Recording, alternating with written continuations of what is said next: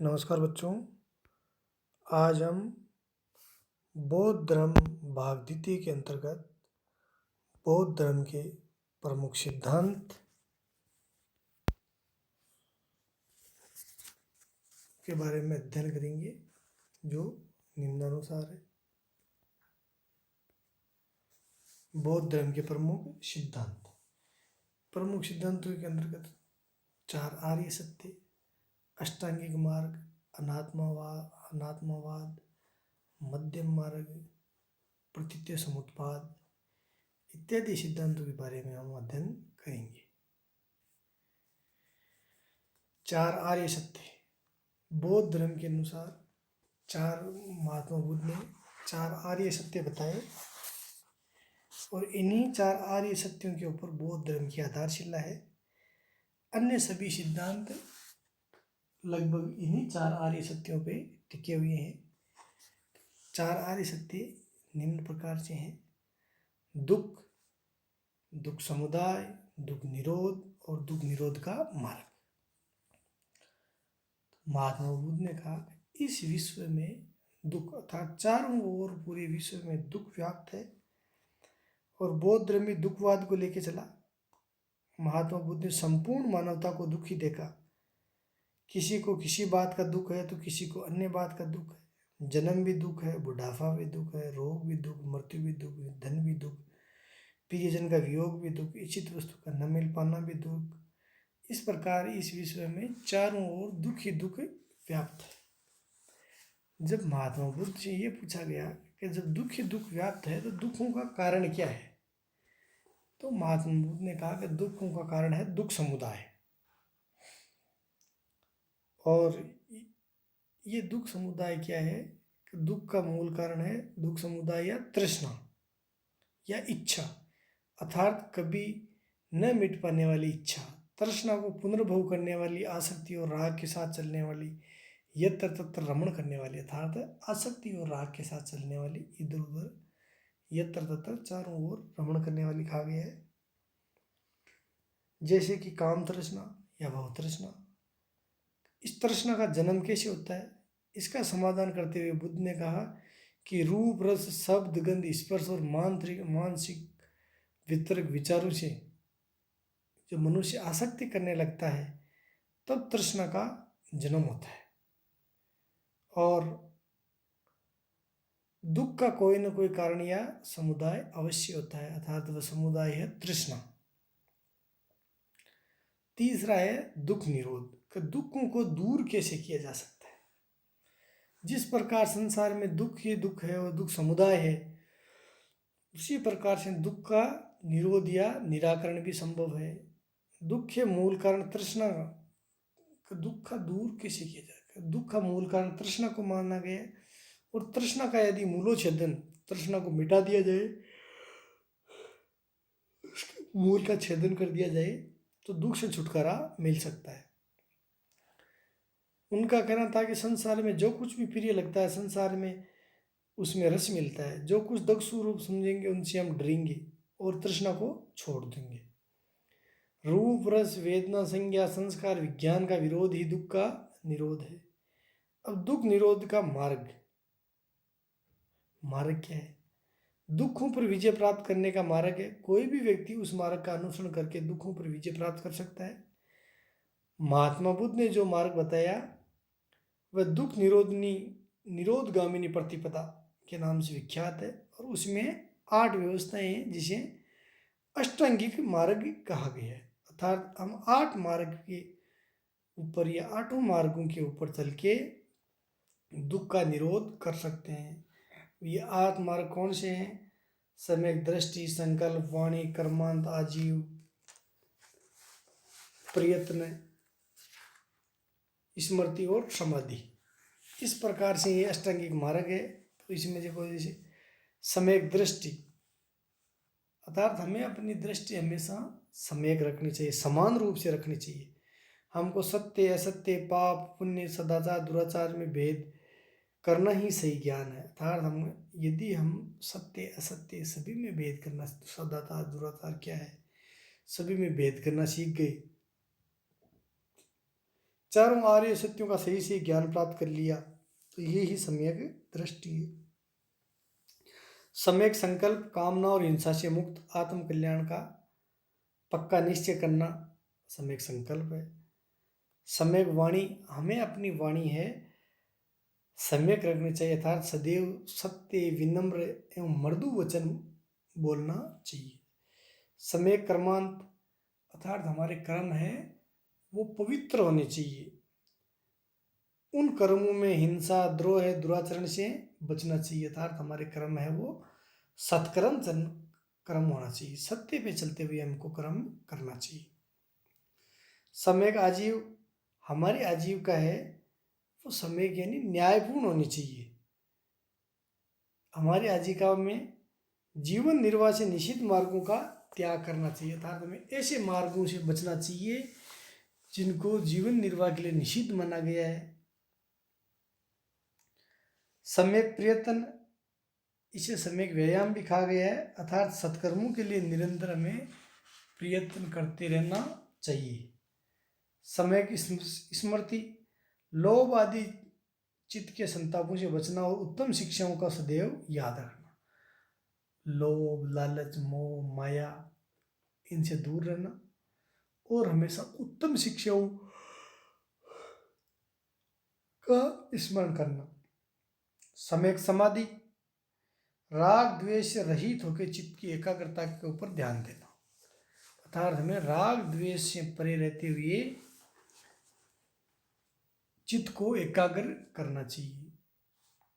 मध्यम प्रतिपदा, अर्थात दुख से छुटकारा पाने के लिए वो महात्मा बुद्ध ने जो अष्टांगिक मार्ग बताया वह विशुद्ध आचार तत्वों पर आधारित था। उसमें मध्यम प्रतिपदा, अर्थात उसमें न तो अत्यधिक कष्ट थे और न ही अत्यधिक सांसारिक भोग विलास। महात्मा बुद्ध ने दोनों अतियों के बीच का मार्ग चुना, अर्थात ना तो जैनों की तरह अपने शरीर को अत्यधिक क्लेश मतलब कष्ट देना चाहिए और ना ही अत्यधिक सुख से या शारीरिक सुख से सांसारिक भोग विलास में ध्यान देना चाहिए। इसके पालन से ही मनुष्य निवारण पथ की ओर अग्रसर हो सकता है। ये था इनका अष्टांगिक मार्ग।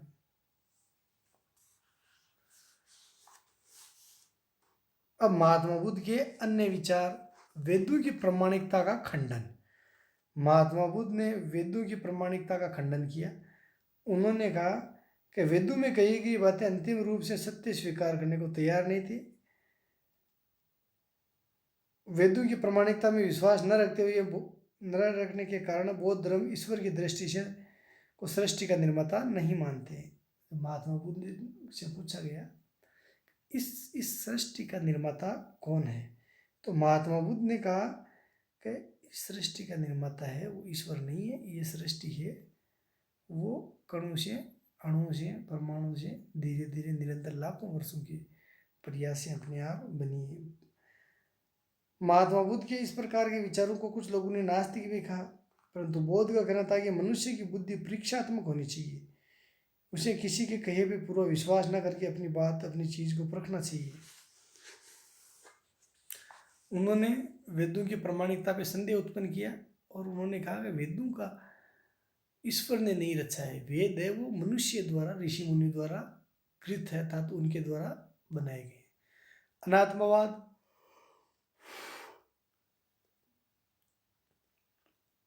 आत्मा संबंधी विषय पर उन्होंने मध्य मार्ग को अपनाया। उन्होंने न तो कहा कि यह आत्मा है और न ही कहा कि आत्मा नहीं है, अर्थात आत्मा जैसे विषय पे महात्मा बुद्ध है वो हमेशा मौन ही रहे। वे ये कहते थे कि आत्मा नहीं है तो मनुष्य ये सोच कर कि मृत्यु के बाद मेरा कुछ भी शेष नहीं रहेगा, घोर मानसिक वेदना पहुंचेगी, अतः उस विवाद में पड़ना उचित नहीं है। उन्होंने कहा कि आत्मा जैसे विषय पे मैं विवाद में पड़ना नहीं चाहता। पुनर्जन्मवाद, महात्मा बुद्ध ने पुनर्जन्म में विश्वास किया, वे कर्मवादी थे। उनका मानना था कि मनुष्य जैसा कर्म करता है उसे वैसा ही फल भोगना पड़ता है, मनुष्य का ये लोक और परलोक उसके कर्म पे निर्भर है। उन्होंने कहा पुनर्जन्म वो कर्मों का होता है, मनुष्य जिस प्रकार के कर्म करेगा उसी प्रकार से उसका पुनर्जन्म होगा। कार्य कारण संबंध। महात्मा बुद्ध ने संसार की प्रत्येक वस्तु या घटना के पीछे किसी न किसी कारण का होना माना है। जैसे एक तेल, तेल का कारण है तिल, अर्थात तेल है वो तिल्लू से निकलता है, मिट्टी से तेल नहीं निकल सकता। अर्थात कार्य कारण संबंध, यदि यह है तो ये होगा, ये नहीं है तो ये नहीं होगा। बौद्ध धर्म का कारणवाद उसे अन्य संप्रदायों से पृथक करता है। महात्मा बुद्ध का मानना था कि जन्म मरण सहकारण है, जन्म के कारण जरा मरण है, कार्य कारण की श्रृंखला से संसार चलता है, इसके लिए किसी सत्ता या ईश्वर की आवश्यकता नहीं है। उनसे पूछा गया कि ये संसार कैसे चलता है, तो उन्होंने कहा कि कार्य कारण सिद्धांतों की वजह से ये संसार चलता है। जिस प्रकार किसान खेती करता है तो खेती करने के पीछे उसका उद्देश्य है अन्न उत्पादन करना, अन्न उत्पादन करने के पीछे उसका उद्देश्य है कि स्वयं का पेट भरना और अन्य व्यक्तियों के लिए अनाज का उत्पादन करना ताकि उसको पैसा मिल सके। अर्थात ये पूरा विश्व है वो कार्य कारण श्रृंखला से बंधा हुआ है। निवारण, महात्मा बुद्ध ने अंतिम लक्ष्य को मोक्ष या निवारण कहा। निवारण शब्द का अर्थ बुझना है। बुद्ध का अर्थ है कि मन में पैदा होने वाली तृष्णा या वासना की अग्नि को बुझा देना ही निवारण प्राप्त हो सकता है। ये निवारण इसी जन्म में या इसी लोक में प्राप्त किया जा सकता है। निवारण का अर्थ बार बार जन्म मरण की स्थिति से मुक्ति है। इस विषय पर महात्मा बुद्ध ने शिष्यों को निम्न उपदेश दिया, भिक्षु, यदि संसार अनादि है, तृष्णा से संचालित हुए प्राणी इसमें भटकते फिरते हैं, उनके आदि अंत का पता नहीं है। भवचक्र में पड़ा हुआ प्राणी अनादि काल से बार बार जन्म लेता है और मरता आया है। इसने संसार में बार बार जन्म लेके प्रिय वियोग और अप्रिय संयोग के कारण रो रो के अपार आंसू बहाए, दीर्घ काल तक तीव्र दुख का अनुभव किया है। अब तुम सभी संस्कारों से निर्वेद प्राप्त करो, वैराग्य प्राप्त करो और मुक्ति प्राप्त करो। ये बात महात्मा बुद्ध ने कही। आत्मावलंबन, गौतम बुद्ध ने आत्मावलंबन का भी बड़ा महत्व दिया। बौद्ध धर्म का एक प्रमुख करुणा तत्व है। करुणा के 3 भेद कहे गए। स्वार्थ मूल करुणा, जिस प्रकार माता की पुत्र के प्रति करुणा। सहेतु की करुणा, किसी को कष्ट में पड़ा हुआ देख के हृदय द्रवित हो जाना। जैसे हम कहीं जाते हैं, कोई एक्सीडेंट हो जाता है या कोई प्राणी दर्द से चिल्ला उठता है तो हम सहेतु की करुणा के अंतर्गत उसको देख के हमारा हृदय है वो द्रवित हो उठता है। अहेतु की करुणा, इसमें न तो मनुष्य का स्वार्थ होता है, न ही वह पवित्रता का विचार करता है, वह सभी पर समान रूप से अपनी करुणा बिखेरता है। ये प्रत्युत्तर समुत्पाद, प्रत्युत्तर समुत्पाद है वो महात्मा बुद्ध की कार्य कारण श्रृंखला है। प्रत्युत्तर का अर्थ है कि इसके होने से समुत्पाद मतलब ये उत्पन्न होता है, अर्थात किसी कारण से कोई बात उत्पन्न होती है। दूसरे शब्दों में इसे कार्य कारण नियम भी कह सकते हैं। इसी कार्य कारण नियमों या प्रत्युत्तर समुत्पाद से इस सत्य की स्थापना हुई है। संसार में बार बार जन्म और उसे लेने वाले दुखों का संबंध किसी सृष्टिकर्ता है, ईश्वर से नहीं है।